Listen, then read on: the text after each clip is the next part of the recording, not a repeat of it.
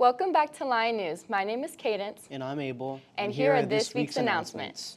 The Ozona Lions Fieldhouse held a grand opening and ribbon cutting on September 27th. The new Fieldhouse, which is for both boys and girls athletes, are part of the $18 million bond approved by Crockett County voters in 2022. Lion News reporter Sofia Rodriguez and Iran Elizondo talked to athletic director Jared Taylor and athletic trainer Carl Doc Lyra about what all is in the new facility. What I'm most excited about, I think it's the room that we're in right now, this weight room, this turf room. And like I said, the possibilities that we have in here, just how many things we can do. Each rack's kind of a Swiss Army knife with all the different things that it can do. And then any bad weather, we can come in here and use the green room. We've got batting cages that we can use, bad weather, which always happens at the beginning of baseball and softball season. So there's a lot of things, but this room in particular is what I'm most excited about. I think some of the challenges have been, we've had some electric poles that have caused the design to change quite a bit.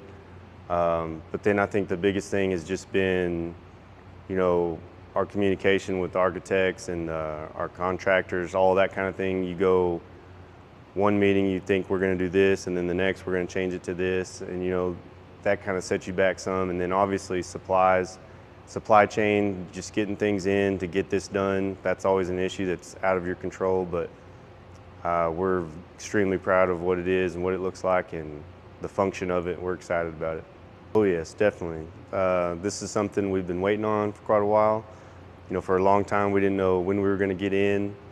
The dates changed throughout the summer, May, etc. And so we're just happy to be here. It's a heck of a building. Yes, definitely. I think in the past I've been part of a new field house and I've seen kind of the impact that it has on the athletes. And one thing is like this weight room that you're seeing right now, it's going to be a place you're going to want to come hang out and work out. And so I think it's going to be huge for all of our programs, just coming after school, working out on your own, and just all the possibilities that we have here.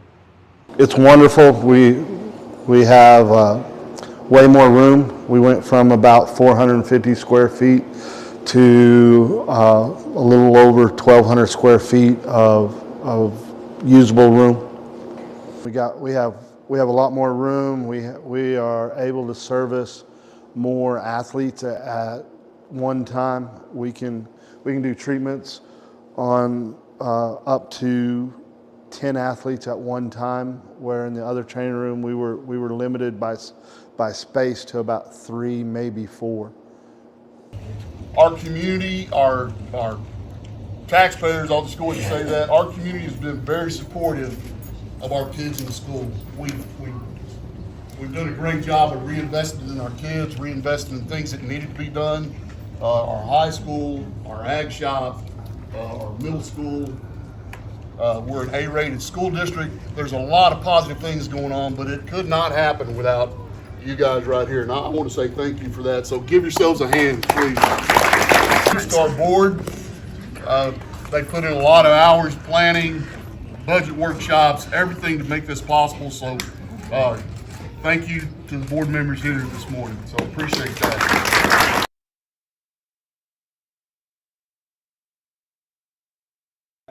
The varsity Lions will kick off district play against Reagan County at 7 p.m. Thursday in Big Lake. The game is being moved from Friday to Thursday due to an officiality issue with Odessa chapter of UIL officials. Tickets for the varsity game will only be sold online on the Vanco Events website. The link can be found on Ozona High School's Facebook page. The Ozona Lions are coming off an open week after an explosive homecoming win against state-ranked Miles. The Owls, a 4-1 overall, same as the Lions, going into a district play. Lion News reporters Avery Williams and Serenity Briggs talked to Coach Taylor about starting district against Reagan County. That's where the pause is. We asked Coach Taylor, how have y'all prepared for the district games? Well, each week, our goal is to get better. Little things here and there, get better every week. We've had some struggles throughout, but the biggest thing has been we've done a lot of good things each week, just getting better with our young guys. We have a lot of inexperienced guys that have gotten better each week. So really that's been kind of the catalyst going into district, is just improving each week. like we talked about, building that momentum, confidence that we have right now, and so we're pretty excited about district play.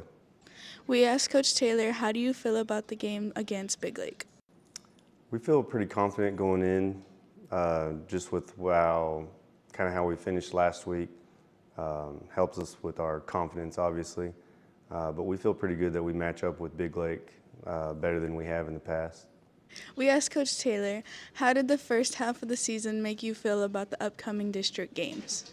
Kind of like I talked about just a second ago, we finished 4-1, should be 5-0 easily. But I think the biggest thing with that is just our momentum and confidence that it builds in our kids, our players, and our coaches just going into this week.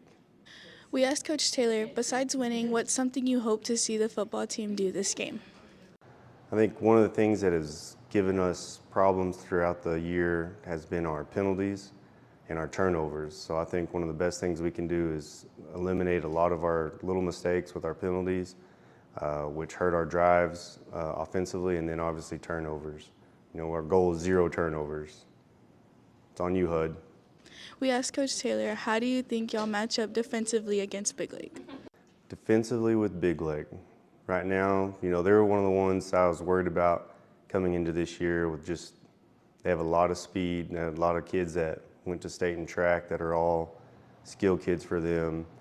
But right now, what we're watching on film and stuff and what we've done the past 5 games, we feel pretty good about our defense matching up with them, our secondary matching up with their receivers. They've actually done a really good job this year, so we feel pretty good about it. We asked Coach Taylor, what is hard about football that you think people don't realize? I think one thing that goes unseen is, all the behind-the-scenes work that the kids have to do. There's a lot of things that they've got to learn, and a lot of it's not natural for them. If you don't grow up watching football kind of constantly, there's a lot of little things that you don't know about. Just little things, fundamentals, rules, things like that, that go into this game that it seems simple at times, but it's very complex. And sometimes it's hard for our kids. The pep rally will be 3 p.m. Thursday at OES. OMS and JV football teams will take on Reagan County Wednesday at Lions Stadium, with games starting at 4:30 p.m. OMS cross-country teams competed at the district meet on October 2nd in Sonora. The OMS Lions won the district championship. The 8th grade and 7th grade Lady Lions both finished second. Saturday, October 5th, was the 3rd annual Touch a Truck and Health Fair at the Crockett County Convention Center. The event is sponsored by the Ozona Methodist Church Health Committee, Crockett County Extension Office, and Nikki Bishop with the Wesley Nurse Methodist Healthcare Ministries. Lion News reporters visited the event. Truck is a free family event in our community. There's kind of 2 parts of it, you could say. We have the touch truck part, which that is an opportunity for adults, children, whoever, to climb, touch, feel, honk horns, whatever, to some of the equipment and service vehicles that are used around in our community. Then on the inside of the convention center, we have the health fair. So that is a partnerships with different agencies that I've invited to come out and kind of showcase the services they have to offer. This is the 3rd year that it's taken place. My kind of goal for it is to offer something to do here in our community for families. Also, just repetition of bringing out these different agencies to again remind and to showcase their services that are provided. We have several different individuals here. We have about 20 different agencies from San Angelo and the surrounding area. Some examples would be the San Antonio Food Bank.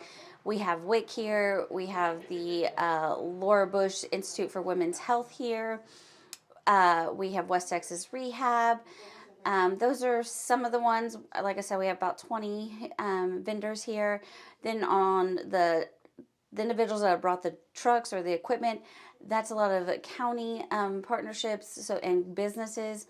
So we have the fire department, the EMS, of course, our County Sheriff's Department, DPS, Lily's Construction, and even Trecho's Tire.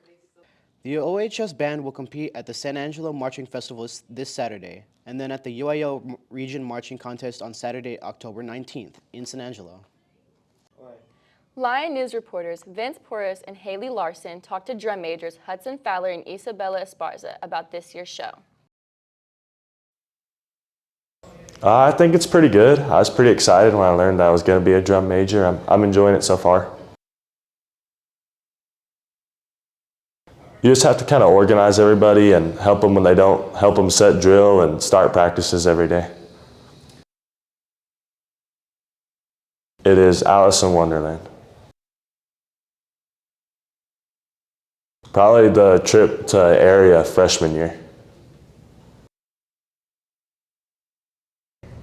I feel like it's an honor to be chosen because there's a lot of people that could have been chosen that would have been great as well. I think it's fun too.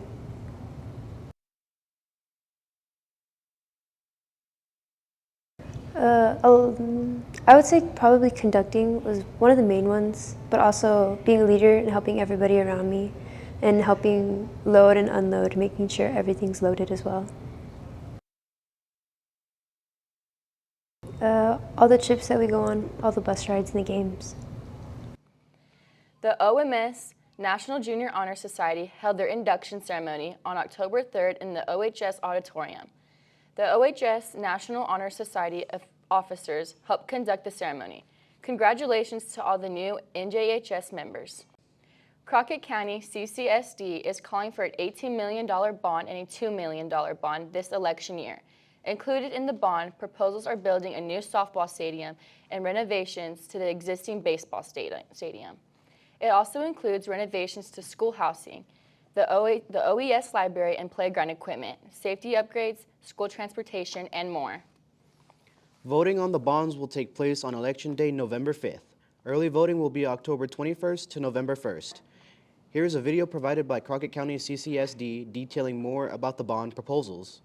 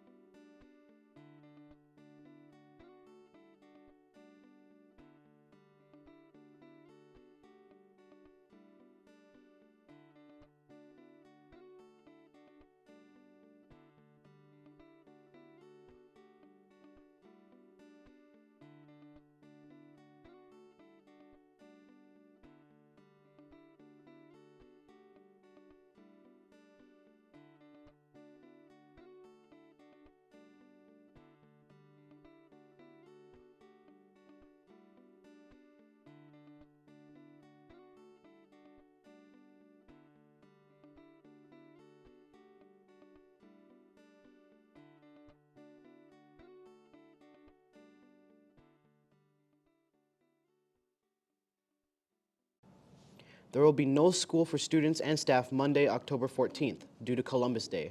Classes will resume Tuesday, October 15th. That's all for this week's Lion News. Remember, Every step, Lion pride.